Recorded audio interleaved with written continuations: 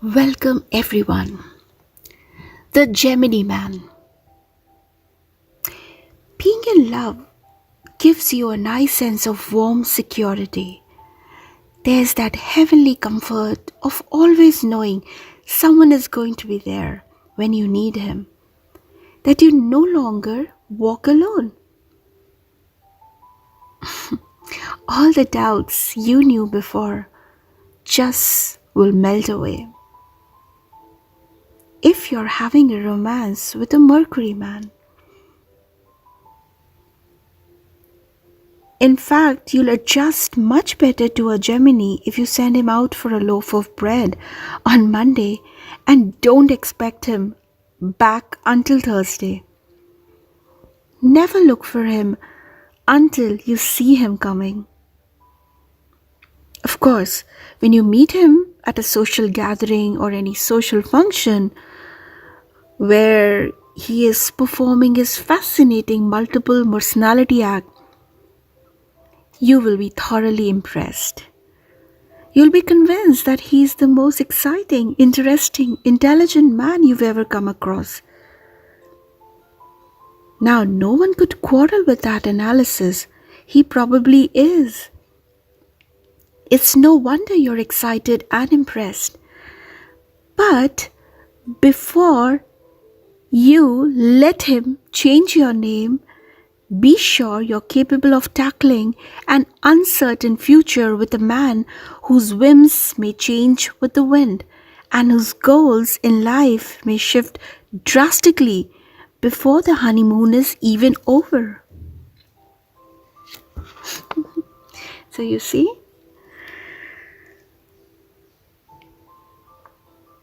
loving a Gemini is easy and fun if you don't try to get too close. Don't rebel against his changeability. Change with him. Be as alert and interested in life as he is. Otherwise, the love affair could become just one of those things. He seeks a mental companion above all else, one who can match his wits, even top him now and then, because he's not an egotist. He's a realist and he thrives on mental challenge. The last thing he wants is a doormat or a dull mouse. Let your brain show through your feminine image. It won't scare him off as it might some other men. It will spin him around in the right direction, and that is towards you. Geminis tend to discard old friends for new ones, but not because they are heartless. Their own personalities fluctuate and advance so relentlessly, it's only natural for those Mercury men to seek who match their interest at the time. Anywhere Gemini hangs his hat is home. There's seldom any deep, lasting attachment to old memories, places, people, and things. During a long period of loneliness, he can shed some sentimental tears, but it's the loneliness that does it rather than nostalgia for yesterday. He's gregarious and he hates, even fears, being alone for extended periods.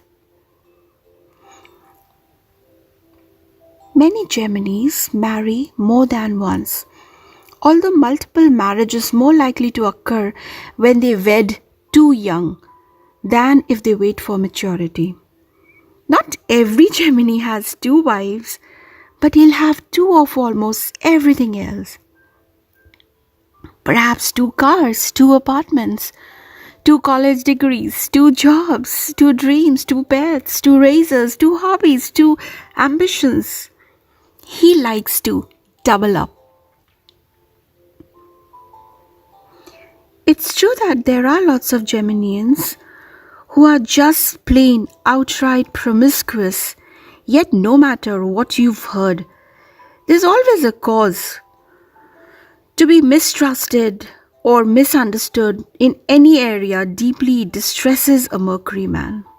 It frustrates and depresses him, and such an unhappy Gemini can fly here and there seeking relief from tangled emotions. A woman who has perfect mental harmony with a Gemini need never fear emotional or physical unfaithfulness. That's so true of these men. It's almost a cut and dried rule, but he won't be chained unreasonably. To expect your Gemini not to smile back when someone smiles at him, whether it's a child or an adult, a man or a woman, is to expect the sun not to shine. His cheerful, friendly nature seeks companionship. It could be the conductor on the commuter train or the waitress at the coffee shop around the corner from where he works. Don't try to stifle him. When anyone tries to confine the Gemini spirit, he can become as elusive and as unpredictable as the wind itself. So there you go. This is all about a Gemini man. One thing more I need to add over here, a Gemini needs two loves, not necessarily two women. That's a riddle. If you truly understand him, you'll know the answer to it. Thank you so much for listening. Do subscribe and share. Welcome all, the Gemini woman or the Gemini woman. Once you've married her, let me tell you this, you'll have several wives with just one woman. You surprised? Well, let me describe you more in detail. Now, this wife number one will be able to adjust to anything you require of her. This wife will never sulk if you take a new job out of town. Besides, she'll love the adventure and there will be no nagging reproaches that you are gambling with future security. The excitement of new horizons interests her more. Wife number two will be moody. You might just as well expect it. She'll have her satirical moments when she can be cynical and flippant by turns. At the same time, she'll challenge you mentally. But a man needs to be stimulated, doesn't he? Go ahead, top her in an intellectual argument, because it's what she secretly wants. This wife won't be easily shocked by life or have any preconceived prejudices.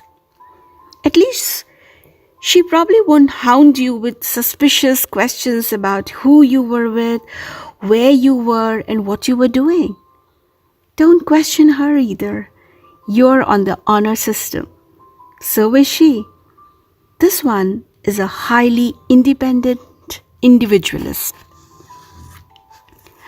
Now, wife number three will be bored and depressed with housekeeping routines. The beds will be unmade and the dishes will stand in the sink while she daydreams, reads or writes the outline for a play. She may serve you a can of beans for dinner without even bothering to open the can.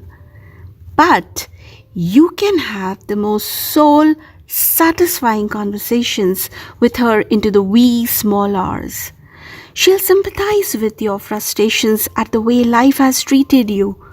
She'll satisfy both your emotional and your intellectual cravings. Be curious about your opinion of Buddhism and excited about your attempts to write a song. In short, she's pretty good company. She'll be very affectionate too, since you haven't bugged her about dusting and baking and all that now and then.